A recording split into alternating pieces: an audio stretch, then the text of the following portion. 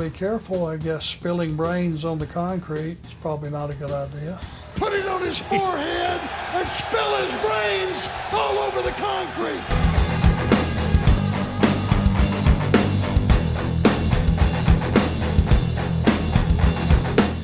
No, bring it, Arn. Be that guy. It's okay.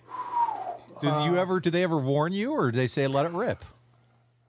It was an individual deal that day where, we had this promo, and the story was trying to toughen Cody up and let him know that you don't have to be a sugary, sweet person for the audience to accept you. He always wanted to do the right thing. He wanted to set an example for kids. Want pristine baby face. And I'm going, hey, that's great. You'll make a lot of friends. You probably won't make a lot of money because you ain't going to win a lot of matches. Guy thumps you in the nose, kick him in the nuts. It's a real simple formula. And so I didn't have that last piece when we went to the ring to do that promo, and what's going to take this audience and go, what? Did he say what I thought he said? That's what you did. And that's what I would do if somebody came up and decided they were going to jerk my car door open and take my vehicle. Yeah, I love it. I don't like walking home. Now, Arn, let me ask you a question, though, getting back to that. And that was that promo. But ever since then, now you're getting up and you guys are doing these promos on Dark and, backstage and stuff. Is there really any direction? Or are you able to say what you want to say and how you want to say it? Paul, I can say this with no fear of being corrected. There's been some times I was given a bullet point or two, but I don't remember ever been given direction on promos, ever. Nobody's ever came over and said, don't say that. You can't say that. Don't say that. Boom. Here, say this. They just kind of gave me, okay, you got to cover. Here's your opponents. Here's where we are. Here's what you did last time. That's all I would really need, It's cool to hear that you have that kind of freedom once again. Like you did back in the glory days of the Crockett's when you guys would go out there and just let it rip. Yeah, I think Tony trusts me, to not go overboard. That one night, to me, if you go back and look at my history of promos, that wasn't overboard. I just hadn't had the opportunity to cut a promo like that in a long time. Go back and look at some of that stuff. A burglar, comes in your window. You don't get a fire hose and squirt him with it.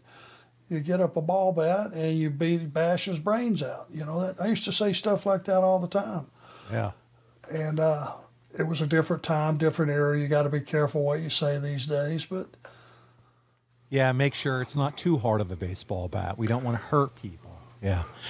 Hey, no, you let it rip, Arn. That's what we love, and we're enjoying it. He's been able to now accomplish, man. Well, he bet on himself. When he left the first time from WWE, nobody, including me, thought it was a great idea because they were offering him a lot of money to stay. But he had, a game plan, and he knew what he had to do to execute it. And he made a decision to move on. And what a career he had on his own, until he made his way back, to WWE. And I was one of the guys that I didn't want him to leave AEW. I certainly encouraged him to stay because he was kind of in control of his own destiny. We had that conversation, but I also had this to come in right behind it. If whatever decision you make is for the good of your family, then it can't be wrong. And when I talk about good, when you say good of your family, when you say $1 million in merch sold, that's good for your family. He's now, I think, extended his contract, and he'll be there at least till he's over 40. And you were, again, saying before we joined, he's the type of guy that will have a future with them as long as he wants.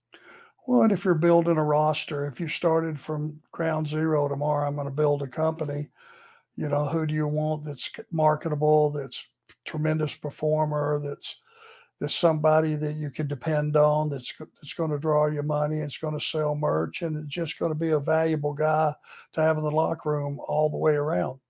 That would be Cody. Yeah. Yeah. No doubt about it, buddy. Yeah. I know you wouldn't, buddy.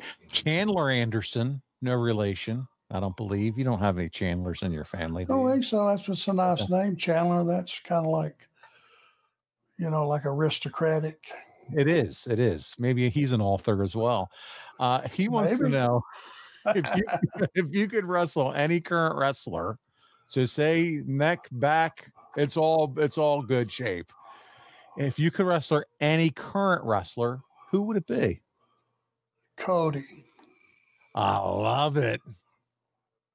The American Nightmare against Double A. Just so I can say, look, you punk, I used to abuse your dad now and your brother, and now it's your turn. Of course, it would not go that way. We know that. But it would be nice to set the mood and set the stage. There's a story there, isn't it? Yeah. You were the coach. He ditched you, didn't he? Well, no, he didn't ditch me. That could be the story. He was, because somehow that could be my twist on it. That's exactly right. That could be my slant. But no. I've said many times, anytime somebody, this business, guys are constantly, and you see it now more than ever, guys are jumping companies. When their contract comes due, they're moving on. It's all over the place now, which I think is great. It's like take all the wrestlers and put them in one bowl, shake it up, throw it on a table, and you have your various companies sitting there, and which is pretty cool. And I'm speaking pure kayfabe. This is just wrestling creative only. When I say he ditched you, you could theoretically say, what, wasn't I good enough? What happened? Type thing. And that builds the angle to Arn versus Cody. And, I was good enough to be your coach until I wasn't. And just like a Rhodes, to turn on an Anderson. Come on. Yep. In reality, anytime you make a decision for your family in this business, it can't be the wrong one. Could you imagine if he was wrestling Roman WrestleMania main event, and it is time to fulfill his destiny, which has been the story, right? Yes.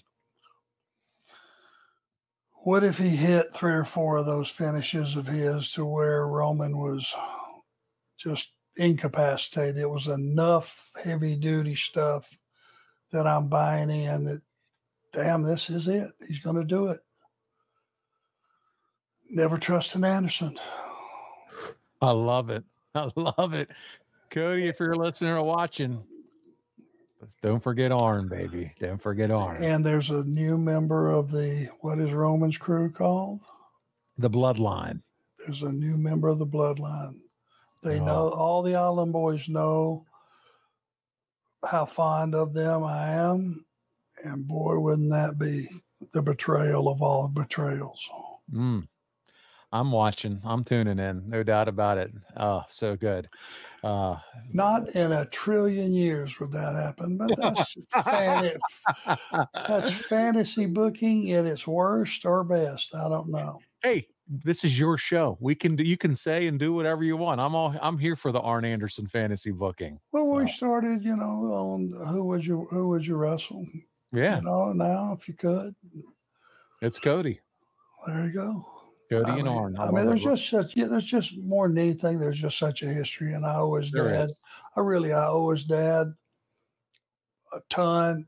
I love helping Dustin come along when he was in his early stages, and see his growth in the business. And same thing with Cody. When Cody was with Randy and DiBiase, they were great. They were great together, and I had a lot of their matches. I loved it. You talk about admiration for you, and I've heard Cody over and over talk about his admiration and respect and love for you, Arn.